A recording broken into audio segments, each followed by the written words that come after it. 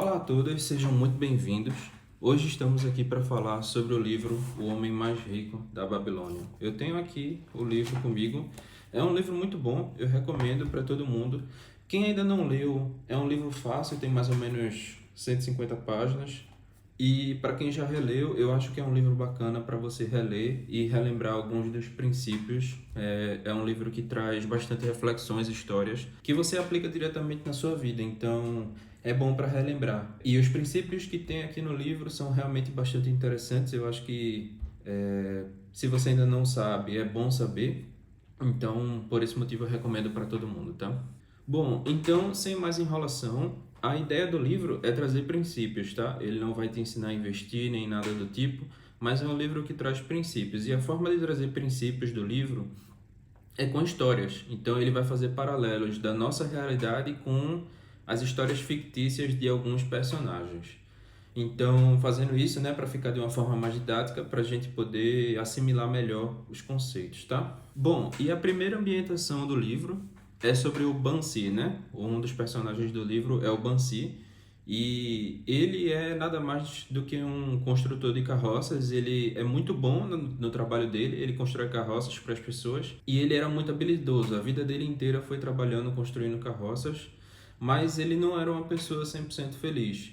De vez em quando ele se encontrava triste, pensativo, olhando para as pessoas na vida, e ele reparava que existia a pobreza e a riqueza.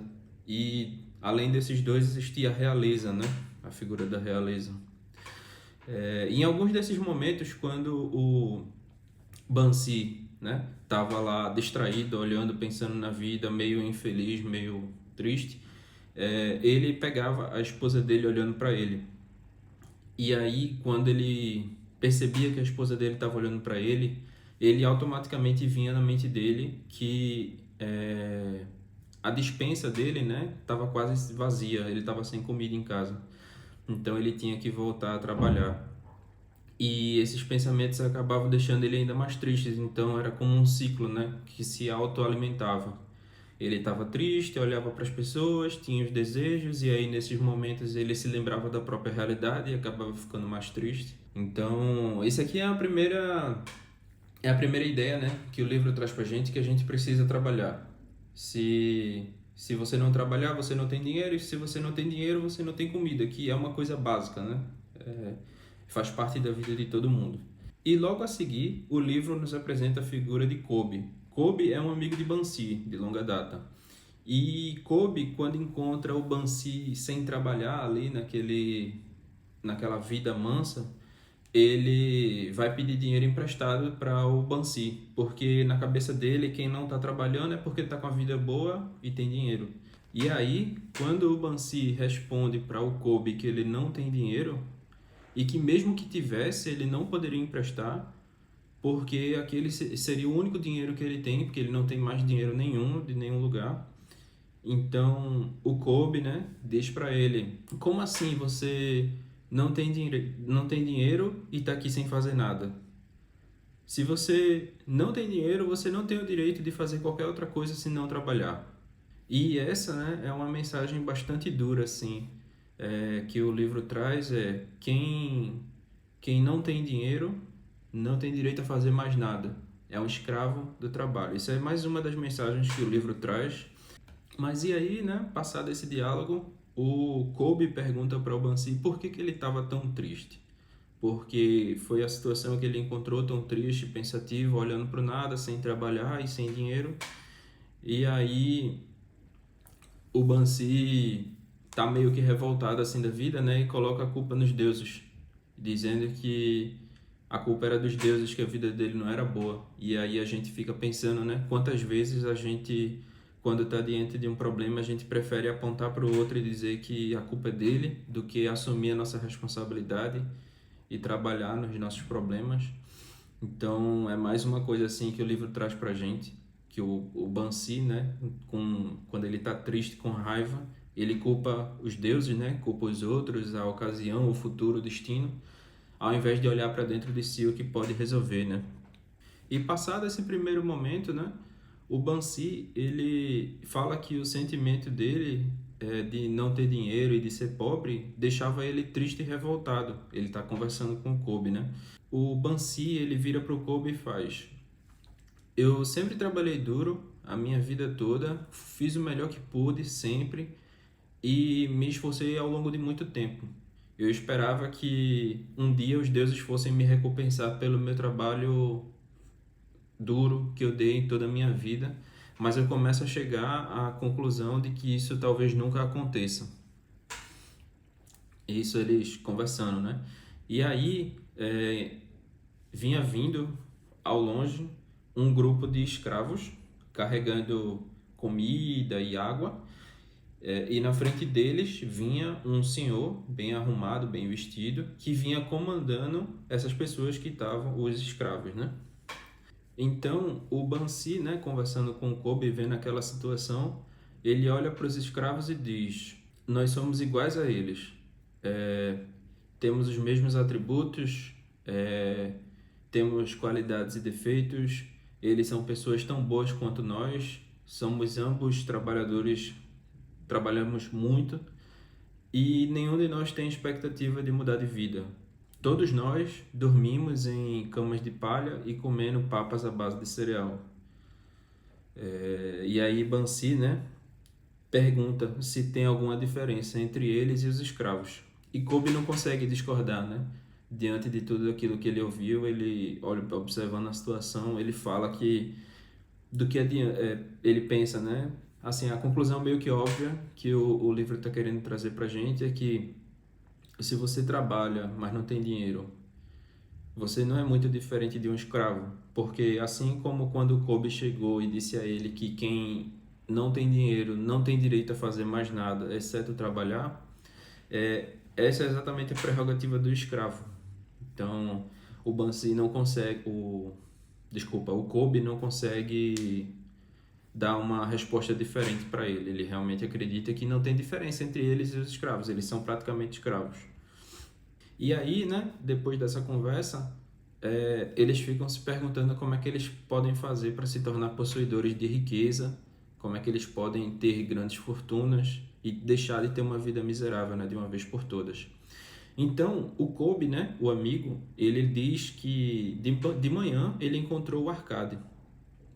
O Arcade também é um velho amigo deles, que eles estudaram juntos, e hoje o Arcade é considerado o homem mais rico da Babilônia. Ele relembrou que tinha encontrado esse cara, né, pela manhã. E aí o Bansi, né, o personagem principal, ele fala: se eu encontrasse com ele, eu roubaria ele. Mas aí o Kobe diz: cara, isso é besteira, isso não faz nenhum sentido, porque ele leva uma vida muito boa, ele gasta muito dinheiro. A fortuna dele não está no dinheiro que está no bolso dele. A fortuna dele está no fluxo de dinheiro que vem para ele o tempo todo. Então, a riqueza dele não está naquilo que está nos bolsos dele no momento. Isso é mais uma lição importante, assim, um princípio importante que o livro traz para a gente. Depois de relembrarem do Arcade, tanto o Kobe quanto o Bansi, eles decidem ir procurar o Arcade. Porque uma pessoa tão bem sucedida, assim, financeiramente, né, que é o que eles queriam deixar de ser pobres, com certeza o Arcade teria ensinamentos valiosos, coisas que ele poderia ensinar para eles mudarem a vida deles, para eles deixarem, para saírem da pobreza. E o Bansi, ele se lembra, né, olha, eu trabalhei minha vida toda, eu me esforcei ao máximo para ser um bom construtor de carruagens e eu me tornei muito bom na minha profissão. E o Kobe, ele tocava lira, aquela que parece uma harpa. O Kobe também se esforçou muito para ser um bom tocador de harpa, de lira. Então, ele também se tornou muito bom. Então, eles pensaram, pô, a gente se esforçou muito para ser bom nos nossos trabalhos e a gente conseguiu. Mas a gente nunca procurou ser rico. Talvez seja exatamente esse o problema que a gente tem. A gente sempre procurou ser bom no trabalho, mas a gente nunca procurou ser bom em ficar rico. E talvez esse seja a razão deles não terem ficado ricos até agora. E aí, né, a gente já passou por alguns princípios, ensinamentos assim. Esse é basicamente a gente está juntando todas as informações do capítulo 1 do livro, que é sobre o Bansi e o Kobe. E se eu tivesse que sintetizar em apenas um princípio, né, eu diria que o mais importante é que a mudança começa dentro da gente. A gente precisa procurar por aquilo que a gente quer, porque se a gente não procurar, com certeza a gente não vai encontrar. Como a gente viu, né? O Bansi e o Kobe estavam cansados dessa vida de pobreza e eles decidiram procurar alguém para poder deixar essa vida para trás. Então eles reconheceram o problema e foram atrás do que poderia resolver o problema. Então a coisa mais importante seria você reconhecer o problema e querer mudar. Esse seria o primeiro passo, né? Seria, para mim, o princípio mais importante dessa primeira parte do livro. Então, né, o Bansi e o Kobe foram atrás do Arcade para pedir orientação, mas no começo não foi bem isso que aconteceu. Eles praticamente acusaram o Arcade de, de ser culpado dos problemas deles. Como assim, né? Ele diz, olha, a gente tem que trabalhar duro o dia inteiro para poder ter as coisas, para poder ter dinheiro, para poder comer, e você está livre o dia todo para fazer o que quer, à vontade e sem precisar se preocupar com nada. Você pode fazer o que quer, você pode comer comida boa, você pode usar as melhores roupas, enquanto o resto das pessoas, né, Bansi e o Kobe, tinham que se contentar com o mínimo para tentar sobreviver, né?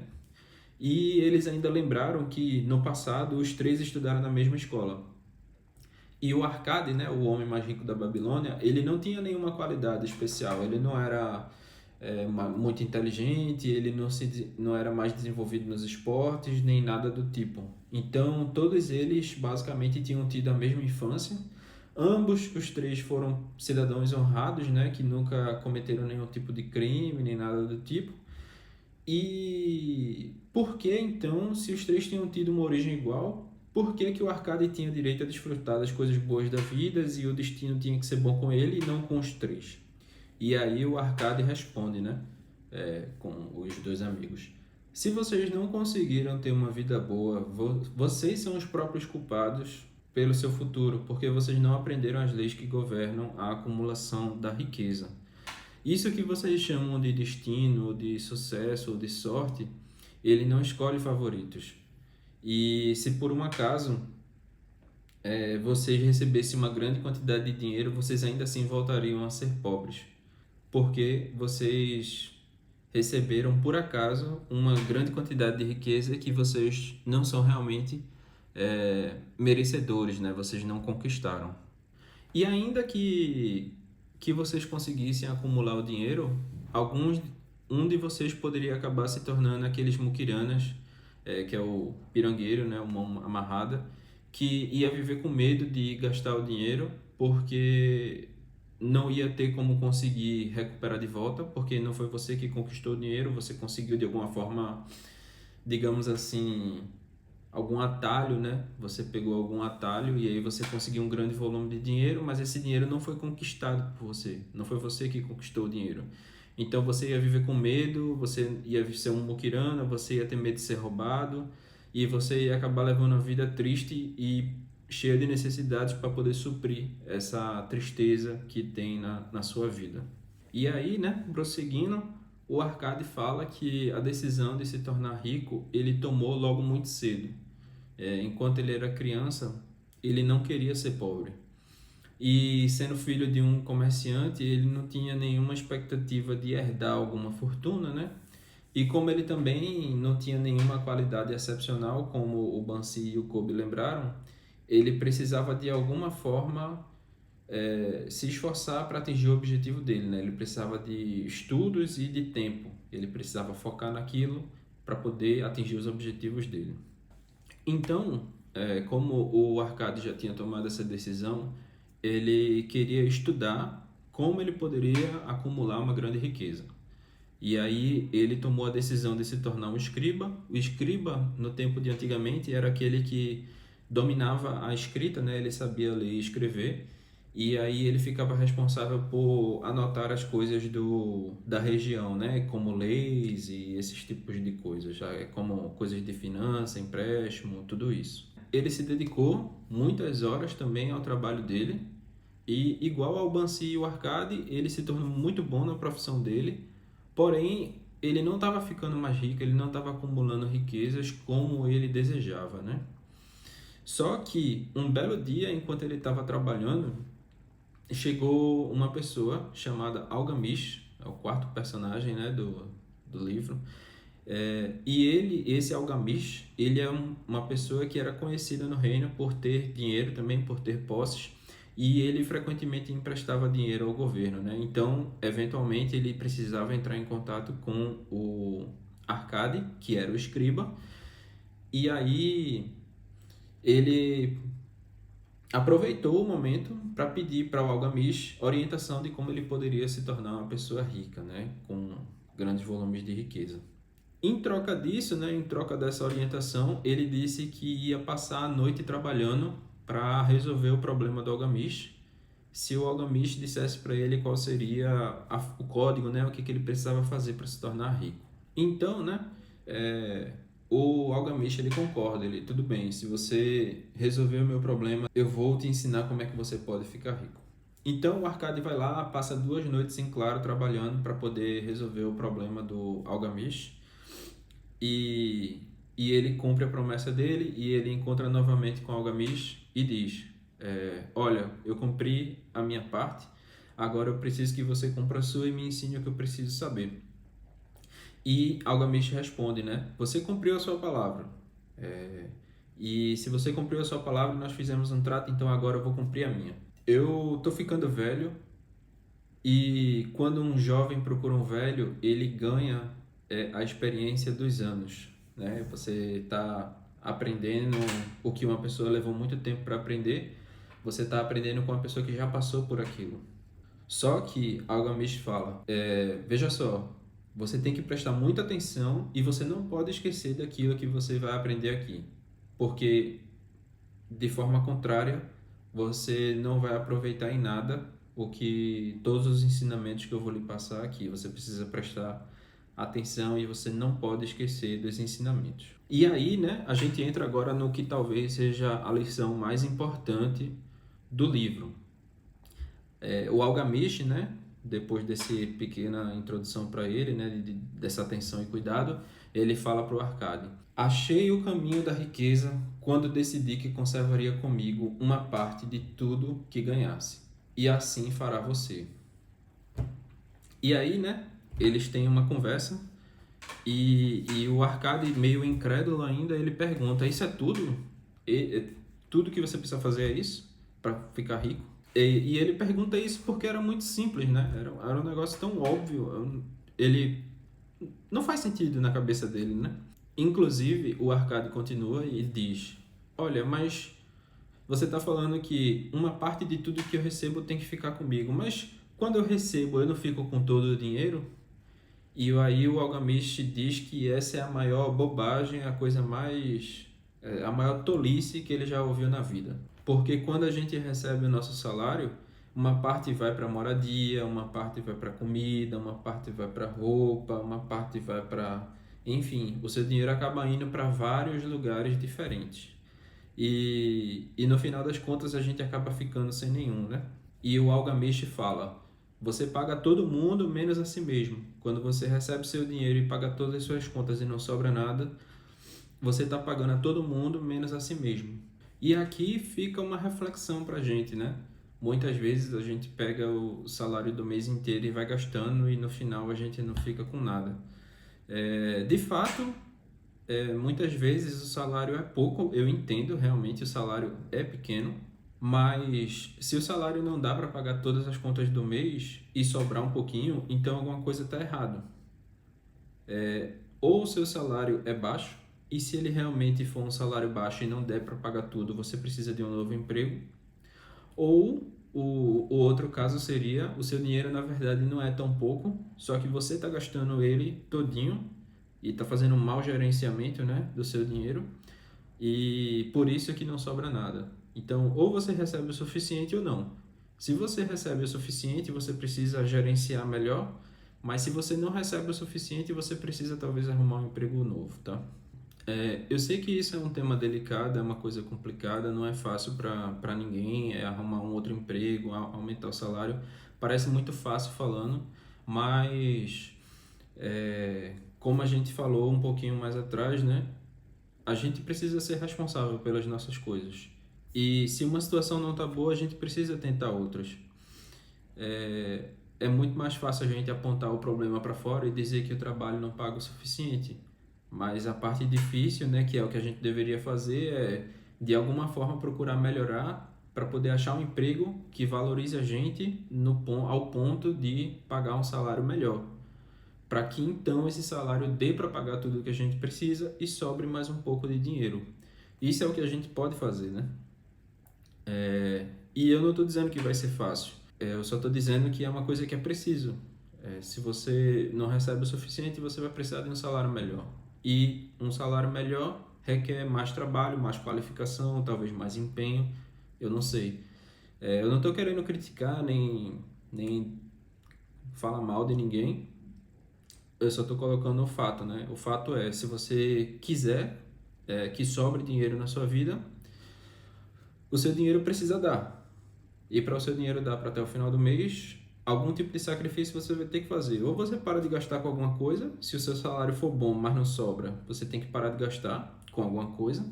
Ou se o seu salário não der, você tem que melhorar a si mesmo para poder receber um salário melhor e assim, né, poder sobrar alguma grana. E aí, voltando para a história, né, Algamish, o rapaz que empresta dinheiro, ele pergunta para o Arcade: o que aconteceria se você guardasse 1/10, né, a 10ª parte de tudo que você recebe? Quanto você teria no final de 10 anos?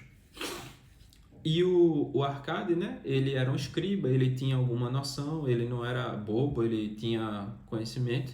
Ele disse: olha, eu teria 1 ano de salário, se eu juntasse 1/10 do meu salário todos os meses, no final de 10 anos eu teria 1 ano, que é só dividir por 10. E aí o Algamish diz: você começou a pensar correto, mas essa não é toda a verdade.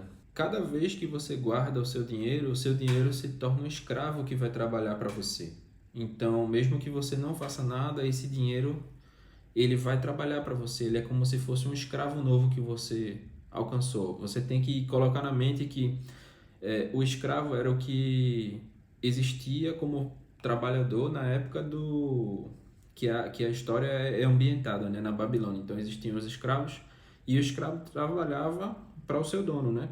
Então quando você guardava uma parte do dinheiro, a ideia era que você colocasse esse dinheiro para trabalhar para você. Ele seria como seu escravo.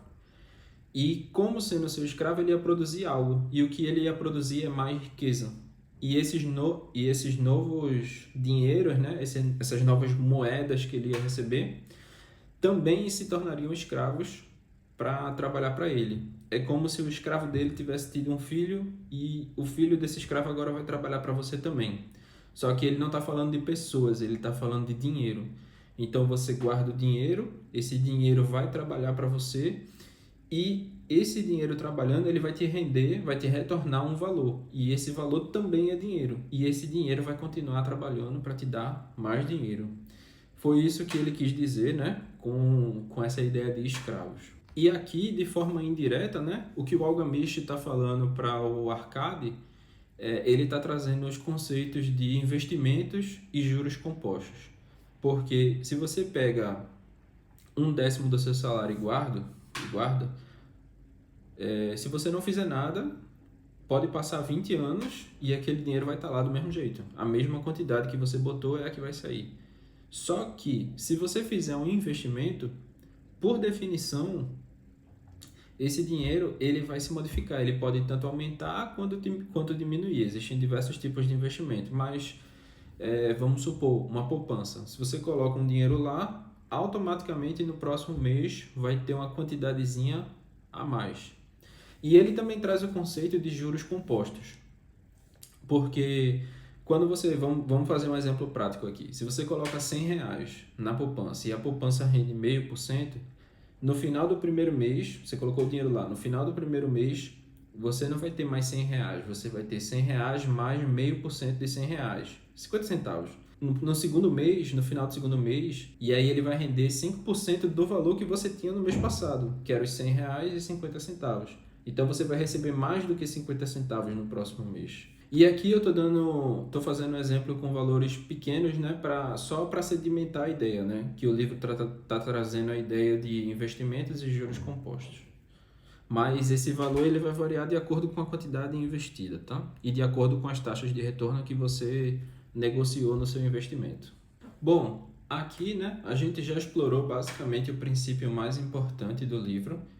Como eu falo direto aqui no canal, quanto mais simples, melhor. A gente certamente não precisa de coisas mais complicadas na nossa vida. E eu acredito que a forma que o livro trouxe esse assunto é bastante simples, bastante prático e direto. Esse princípio na sua vida de você guardar uma parte do dinheiro para você e só gastar o que sobrar.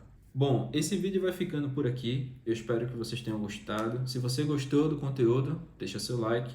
Não esquece de se inscrever se você ainda não é inscrito. Se você quiser adicionar alguma informação, botar algum comentário aqui embaixo ou comentar algum outro princípio que o livro traz, fica à vontade, bota aqui nos comentários. Isso que a gente abordou no vídeo de hoje foram apenas os 2 primeiros capítulos do livro, as 2 primeiras sessões. Então tem muito mais princípios para falar sobre o livro. Se vocês quiserem saber mais sobre o vídeo, comenta aqui embaixo, que aí a gente pode continuar falando mais sobre o vídeo, sobre o livro, que eu acredito que ele tem vários princípios muito bons que dá para adotar na nossa vida e que eu particularmente gostei muito de ter lido esse livro e de vez em quando eu volto para reler esse livro, tá? O vídeo vai ficando por aqui. Um abração e até a próxima. Fui.